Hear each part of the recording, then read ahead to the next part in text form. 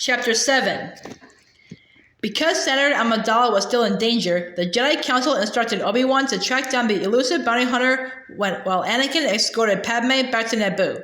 To prevent anyone from knowing Padme's whereabouts, she and Anakin disguised themselves as refugees and left with R2-D2 aboard a starfreighter for the Naboo system. Anakin remained extremely concerned for Padme's safety, but he was also secretly delighted that his mission, his first official assignment without his master, would allow him to spend more time with the young woman he had adored since childhood. Is it possible she has feelings to me too? He couldn't stop wondering. Inside the Naboo-bound starfreighter, they kept to themselves among the emigrants in the steerage hold. Anakin chanced a nap during the long flight, but was visited by another nightmare. In his sleep, he muttered, "No, no, Mom, no," then woke with a start. Padme hovered near, looking at him. Somewhat confused, he returned her gaze and said, "Well, what? You seem to be having a nightmare." Anakin didn't comment, but later, while sharing a meal of mush and bread, Padme persisted. "You were dreaming about your mother earlier, weren't you?" "Yes," Anakin admitted. "I left Tatooine so long ago, my memory of her is fading. I don't want to lose it. Recently, I've been seeing her in my dreams. Vivid dreams, scary dreams. I worry about her." Just then, R2-D2 moved over to them and emitted an electronic whistle. The starfreighter had arrived in the Naboo system. Anakin accompanied Padme everywhere on Naboo and soon met her family. At first, Padme treated her Jedi guardian like a slightly unwelcome shadow that followed her every movement. She seemed as determined to withhold personal information as he was to discover it, and denied to her own sister that her relationship with Anakin was anything other than professional. But as the days passed, she became more relaxed in the presence of the young man who was constantly at her side, and their conversations changed from her devotion to politics and his concerns regarding security to more intimate subjects. As for Anakin, he learned about Padme's cherished memories of children she'd known as a relief worker and her favorite places on Naboo. Because Anakin had grown up under the sweltering suns of Tatooine, he felt cold on most of the worlds he visited, but with Padme on Naboo, he felt, for the first time in his life, truly comfortable and happy. They were standing on the garden terrace at a lodge that overlooked a lake, and Padme was wearing a gown that revealed the fair skin of her back and arms when Anakin cautiously leaned close to her face and kissed her. She did not resist, but several seconds after their lips met, she pulled away from him and said, "No." She looked away, fixing her eyes on the lake before them. I shouldn't have done that," she said. Anakin had been aching to kiss her since their reunion on Coruscant, but he never planned on it, let alone imagined that he ever actually would. Padme's acceptance of return of his kiss had been his greatest moment of joy, and to be so suddenly rejected left him feeling devastated, embarrassed, and confused. He followed her gaze to the tranquil waters and said, "I'm sorry. I'm sorry you don't feel the same way for me that I do for you."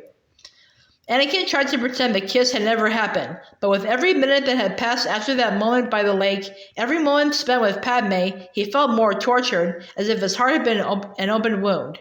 Unable to wish his feelings away, he confronted Padme, who reminded him that Jedi were not allowed to marry, and that she was a senator who had more important things to do than fall in love. When Anakin suggested that they might maintain a secret relationship, she told him that she refused to live a lie.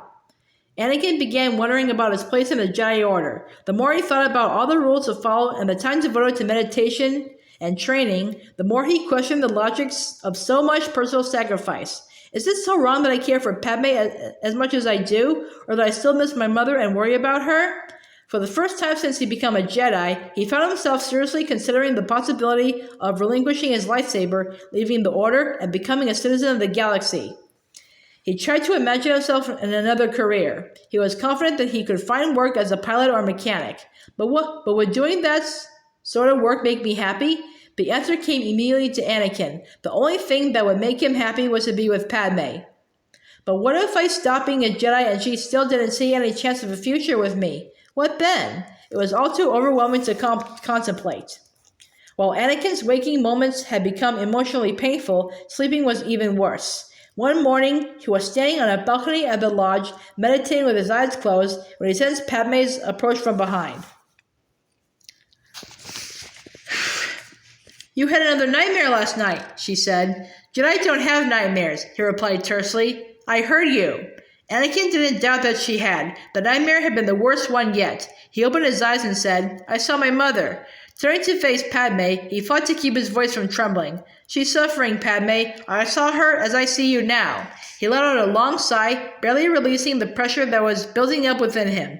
He feared that last night's dream was not a premonition, but a vision of events that had already transpired. She's in pain, he continued. I know I'm disobeying my mandate to protect you, Senator, but I have to go. I have to help her.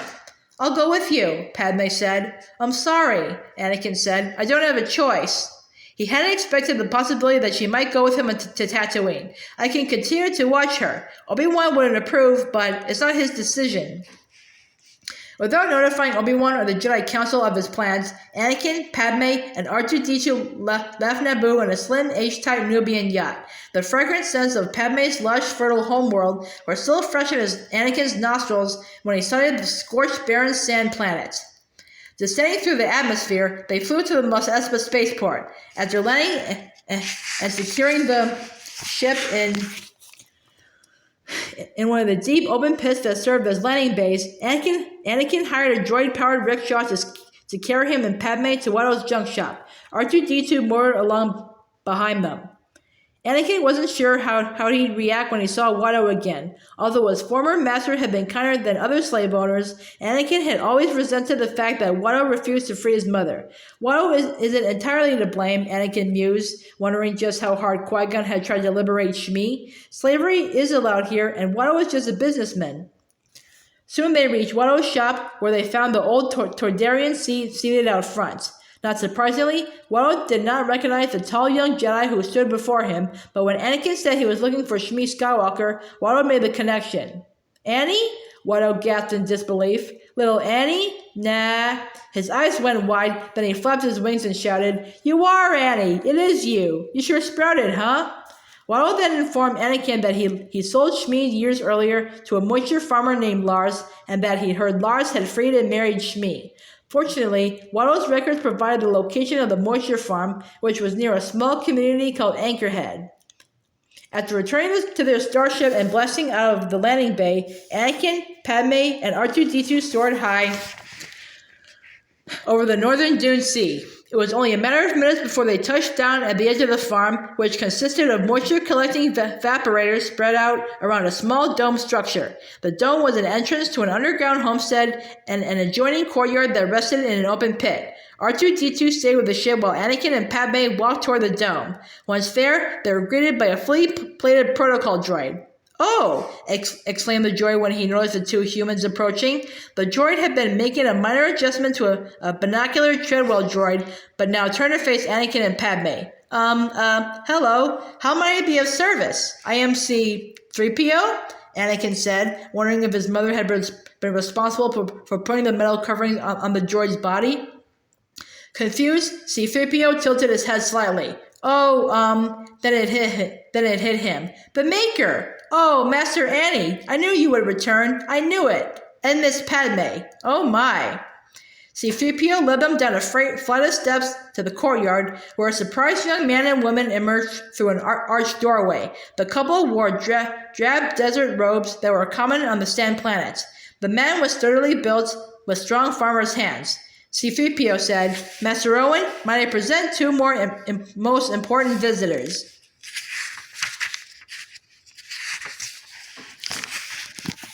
I'm Anakin Skywalker, Anakin said. Owen Lars, Owen said, sounding slightly unnerved. Gesturing to the woman beside him, he said, this is my girlfriend, Beru. Beru smiled shyly and exchanged greetings with Padme. Keeping his eyes on Anakin, Owen continued, I guess I'm your stepbrother. I had a feeling you might show up someday. Anxious and impatient, Anakin scanned the courtyard and said, Is my mother here? No, she's not, answered a deep voice from behind. Anakin and Padme turned to see an older man whose grizzled features betrayed that he was obviously Owen's father. He was seated in a hovering mechno chair, and his robe was pulled back to reveal that his right leg was a bandaged stump. Klieg Lars, he introduced himself as his chair carried him slowly forward. Shmi is my wife. We should go inside. We have a lot to talk about. A few minutes later, in the hollowed-out dining chamber, Anakin and Padme were seated at a rectangular table with Klieg and Owen. It was just before dawn, Klieg recounted. They came out of nowhere, a hunting party of Tusken Raiders. Anakin felt his stomach clench.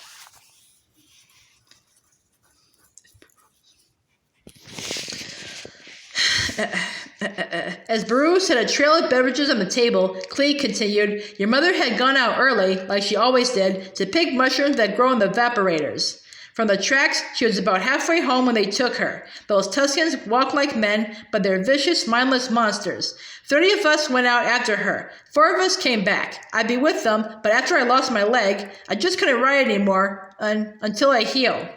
Anakin lowered his gaze to the untouched beverages on the table. His facial muscles twitched nervously as he thought, if only she left Tatooine with me. If only I hadn't left her behind. Anakin hadn't had much time to develop an opinion about Klieg Lars. Initially, he had felt some sense of gratitude to the man who had helped liberate his mother from Watto. But because Klieg had taken his wife to live in this desolate area where Tuskens roamed, Anakin couldn't help feeling a bitter anger. If only you hadn't brought her here... I don't want to give up on her, Klieg said, but she's been gone a month. There's little hope she's lasted this long. Making every effort to control his rage, Anakin rose and stepped away from the table. Where are you going? Owen asked. Anakin shot an accusatory glare at Owen and replied, To find my mother.